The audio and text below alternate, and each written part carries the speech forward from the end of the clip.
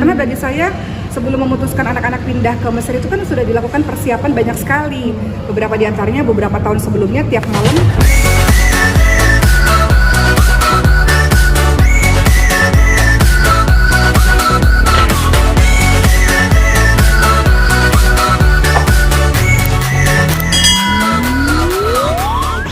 Di kota Mekah dan Madinah, dan Masya Allah itu adalah haji yang luar biasa bagi saya. Haji 2024 ini berjalan dengan lancar sekali. Saya tidak menemukan di kloter saya ini nggak menemukan yang kelaparan. Semuanya dapat makan, semuanya dapat tenda, semuanya dalam kondisi yang tidak ada sakit berat. Beda dengan tahun 2023 haji tahun lalu tuh memang lebih berat lah, banyak teman-teman yang nggak dapat tenda, banyak teman-teman yang nggak dapat makan gitu ya. Tapi haji 2024 rapih Masya Allah, dan semua jemaah yang barengan bersama dengan saya juga mereka mengatakan ini haji Masya Allah, haji yang luar biasa. Ditambah haji kemarin itu membahagiakan buat saya karena saya bersama dengan adik-adik satu kamar selama 1 bulan, kita bertiga. Itu kejadian yang saya pikir nggak tahu kapan terulang lagi gitu, jadi bahagia lah bersama dengan adik-adik. Setelah itu, setelah dari haji saya langsung menuju ke Mesir. Nah, di Mesir memang persiapan semuanya cukup sibuk di Mesir, karena di Mesir itu saya mengurusi visa pelajar. Karena tahun ini insya Allah saya akan mulai kuliah. Kemudian untuk anak-anak mereka tes di 5 sekolah. Karena kan kita nggak tahu mana yang diterima gitu ya. Jadi kita tes di 5 sekolah, anak-anak itu tes bahasa Arab, bahasa Inggris, tes Quran. Setiap hari tuh berkeliling ke berbagai macam sekolah, tes, kemudian keliling melihat tempat-tempat les mereka nantinya seperti apa gitu. Dan yang paling ribet yang ngurusin dokumen sih, bolak-balik ke KBRI, bolak-balik ke tempat belajarnya, ke sekolahnya, itu yang paling agak ribet. Kemudian persiapan untuk tempat tinggal kita seperti apa, kemudian siapa nanti bantuin di sana. Jadi memang selama sebulan kemarin persiapan untuk betul-betul pindah di September nanti. Nah, September insya Allah akhirnya yang pindah untuk belajar itu adalah saya, Maryam, Khadijah, dan Ibrahim. Jadi yang ada di Indonesia itu ayahnya sama Sulaiman masih perlu terapi bicara, jadi memang perlu fasih dulu bahasa Indonesia sebelum dia datang ke Mesir gitu. Dan kenapa saya memutuskan 2024 ini akhirnya betul-betul melanjutkan sekolah di sana, karena saya merasa bahwa ini waktu yang tepat. Sulaiman juga dalam keadaan yang sangat baik, alhamdulillah.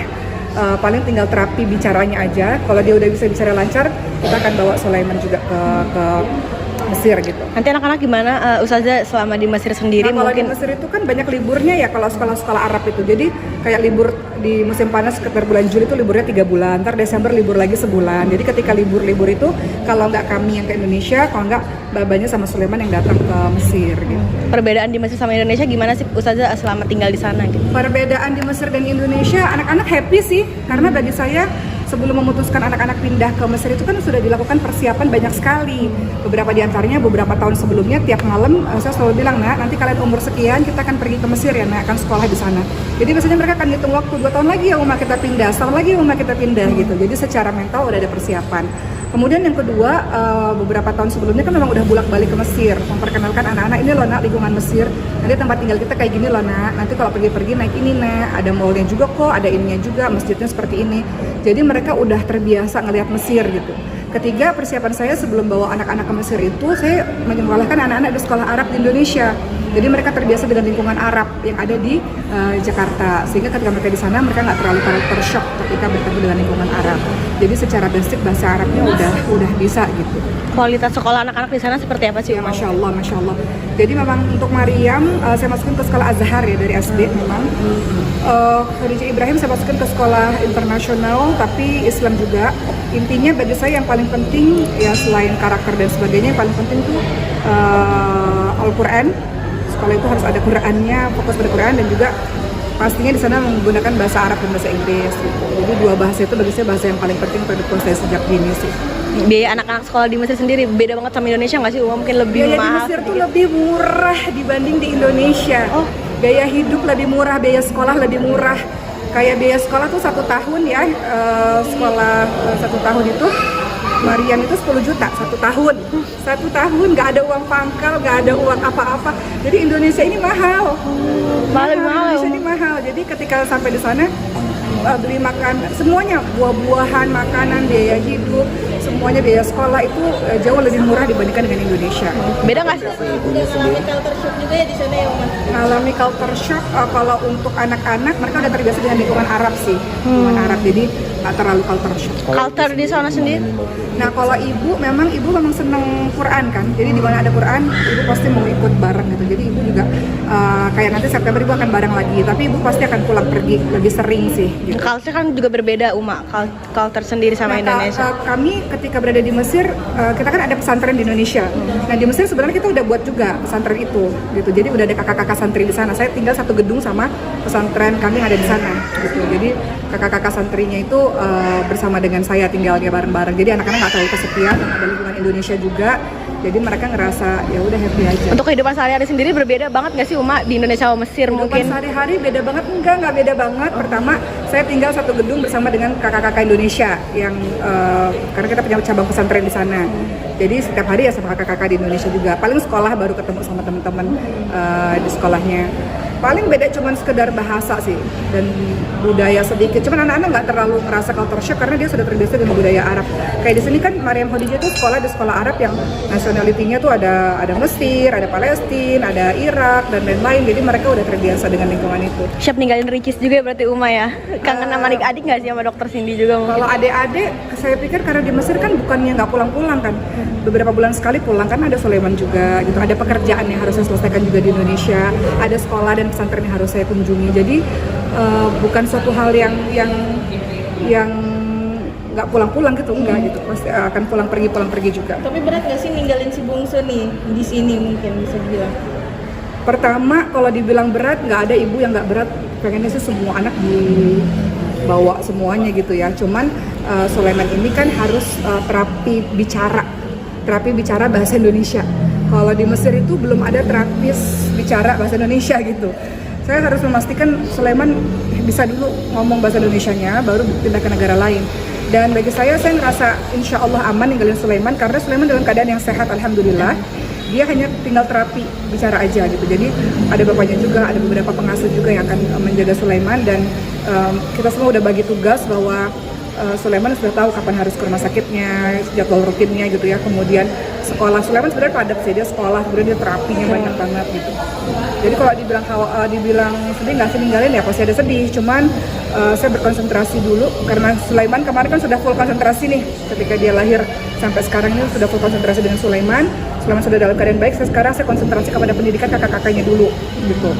Nah setelah itu nanti kalau Sulaiman sudah mudah-mudahan setahun 2 tahun dia udah lancar, baru dibawa menghandle bisnis terus pendidikan di Mesir juga. Ustazah seperti apa sih? Jadi, apalagi entertain juga lagi jalan nih Ustazah. Iya, kayak sekarang sebenarnya saya lagi main film Gaza nih teman-teman semua.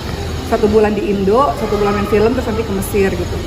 Menghandle pekerjaan dan dakwah, kalau dakwah memang sampai hari ini di Mesir masih terus berdakwah. Kemarin kayak kegiatan saya di Mesir, selain mencari sekolah, mencari tempat tinggal, kita juga masih terus berkeliling ngisi-ngisi kegiatan ngisi-ngisi ceramah ataupun sharingnya kepada teman-teman yang ada di sana. Kalau untuk di Mesir nanti mungkin kalau dakwah untuk teman-teman di Indonesia mungkin banyakan online, walaupun dalam beberapa bulan sudah diatur jadwal untuk safari dakwah gitu. Tapi kalau untuk bisnis kan sekarang banyak jualan secara live ya, secara online ya. Nah itu sudah di Mesir juga kita sudah buat tim jualan, tim untuk live, tim. Jadi di Mesir itu masya Allah menarik teman-teman semua. Kenapa? Di sana tuh 15.000 orang-orang Indonesia, pelajar Indonesia kurang lebih lah. Sehingga di sana tuh pelajarnya juga hebat-hebat banget. Ada pelajar-pelajar yang nyambi sambil jadi kameramen, yang nyambi sambil jadi bantu di rumah gitu, kerja di rumah orang gitu, yang nyambi sambil nyetir. Nah itu jadi banyak pertolongan di sana. Nggak seperti negara lain ya. Kalau negara lain kan mungkin susah gitu. Kalau ke Amerika kayaknya susah nyari yang ngebantuin. Kalau di Mesir tuh banyak banget mahasiswa yang nyambi cari uang tambahan gitu. Jadi ya biasanya saya minta tolong sama mereka. Kayak kemarin kemana-mana yang nyetirin mahasiswa Azhar, kemudian yang masak, yang bersih-bersih ada yang bantuin dari mahasiswa juga gitu. Dan akan LDR siap sama suami juga nih Ustazah? LDR sama suami kan, suami juga bolak-balik karena dia juga nggak tahan nggak lihat anaknya. Jadi paling kita gantian selama sebulan sekali, entah beliau yang ke Mesir atau saya yang ke Indo gitu. Untuk maintenance kesehatan ibu sendiri nanti di sana seperti apa, Mbak? Nah itu dia, untuk ibu, makanya PR saya berikutnya setelah urusan sekolah ini beres, alhamdulillah sekarang urusan sekolah beres. Urusan saya berikutnya adalah ketika saya datang ke Mesir nanti saya harus cari rumah sakit dan juga harus cari dokter-dokternya gitu untuk maintenance kesehatan ibu. Alhamdulillah biaya nggak terlalu tinggi ya, lebih tinggi di Indo malah dibandingkan dengan di Mesir, jadi insya Allah mudah-mudahan bisa melanjutkan hidup di sana. Alasan ibu juga dibawa ke Mesir apa sih Ustazah? Alasan ibu ke Mesir karena ibu suka banget sama Quran. Karena di Mesir itu sumber ilmu ya, kita cari guru apa aja ada, mau belajar apa aja, belajar agama maksudnya itu bisa gitu. Jadi ibu senang dengan lingkungan belajarnya itu. Makanya tiap hari tuh guru-guru tuh mudah banget kita bisa panggil guru ke rumah atau kita yang datang ke tempat guru-gurunya gitu. Jadi kalau mau nyari ilmu tuh wah berhamburan di Mesir itu banyak, makanya ibu senang ke Mesir gitu. Rumah selanjutnya menanggapi ini pernyataan soal poligami itu gimana sih, banyak yang pro dan kontra juga. Untuk gimana nih lagi anak-anak di sana lagi bikin lagi anak-anak di sana? Iya, saya fokus dengan sekolah dan TK dan bisnis-bisnis lainnya. Uma berarti satu lagi di sana tuh tinggal di asrama kah atau mungkin emang ngekos atau gimana Uma? Iya, jadi insya Allah kalau Allah berikan rezeki, mudah-mudahan bisa beli flat ya. Cuma kan sekarang lagi mengumpulkan rezekinya dulu. Jadi sekarang masih nyewa. Kita nyewa dulu, karena kan ini baru banget pindah nih, masih nyewa dulu. Jadi satu gedung sama teman-teman di pesantren. Jadi kita punya cabang pesantren di sana. Ini sedikit dong soal Khadijah yang sakit. Khadijah. Ya, ketika Sulaiman nelpon menanyakan keberadaan Ustazah, menjelaskannya seperti apa ketika lagi di Mesir? Sulaiman kemarin ikut Mesir. Ya, artinya ketika nanti. Sulaiman Ya, sampai kayak sekarang nih tiap hari Sulaiman, ada Sulaiman di Indonesia ya. Dan itu tiap hari diomongin. Sulaiman tuh belum bisa bicara banyak tapi dia ngerti.